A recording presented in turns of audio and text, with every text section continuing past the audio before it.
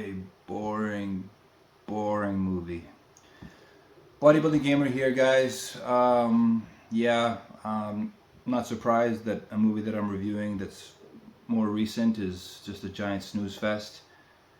So we're reviewing The Killer today by David Fincher, who normally delivers really good movies, but I'm sad to say that this one I am not a fan of. A lot of people, there are some people that are saying it's really good, and that you have to just appreciate the nuances or whatever it is. But this movie is style over substance, in my opinion. It's a good looking movie. It's got good cinematography. It's got good lighting. It's got good wardrobe. It's got good design. But other than that, one of the reasons that I'm actually reviewing the movie, I would have not normally reviewed it, even though I like David Fincher. But one of the main reasons that I'm reviewing it is I feel like he must have. It's either a crazy coincidence, or he must have played Hitman, Agent 47, if you know the game, which I'll review as well, because this is looks so Hitman. The character played by Michael Fassbender, the attire that he wears, the clothes, the hats, the shirts, the pants, all the clothes that he wears in every chapter of the movie is basically Hitman. Looks exactly like Hitman. All the locations that he goes to looks like it's straight out of Hitman. Even his just kind of his behavior, the way that he talks, it's very Hitman. And to call it a coincidence would be insane, because it literally looks like he designed this movie based on Hitman Blood Money, or Hitman 1, 2, 3 for PlayStation 5, and I don't know if it's on Xbox, but good games. Those Hitman games have a couple movies which are really bad. This is much better than those movies. If this movie was called Hitman, I'd probably give it more credit, considering the other ones were so bad. But anyways, I digress. The editing decisions in this movie. Wow, in the beginning, when he's sitting and he's waiting for his target, his monologues, his narration is so monotone and so boring. It's just put you to sleep listening to him talk. There's no ups and downs in his voice. There's no personality in his voice. He's just talking slowly and boring. And then there's one particular part in the beginning that just drove me insane. He's listening to headphones, and he's getting prepared to assassinate his target, and it keeps cutting in from his headphone music to the quiet, to the other whatever's happening outside of his noise. And it just drove me insane. I was like, why would you choose to do it like this? This is not. Was David Fincher experimenting? It just did not work for me at all. And back to Hitman. The recent Hitmans, they go by chapters. This is the same thing. It says chapter this, chapter this, chapter this. This is such a blatant ripoff of Hitman. It's unbelievable, except it's not as good.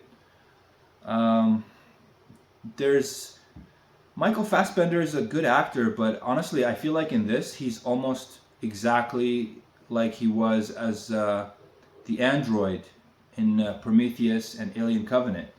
It's almost the same, and he's just very flat and straightforward. I'll give him credit for doing a lot of acting with his eyes. He's good. But this is, for anybody that thinks this is good, I don't know.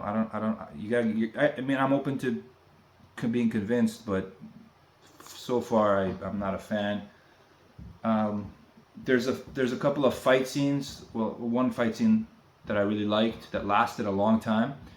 It actually reminded me of what they tried to do in the movie They Live, where they had a fight scene that lasted so long. I think it was in the Guinness World Book of Records for the longest on film fight. I don't know if this one beats it, but this one has a good fight in it.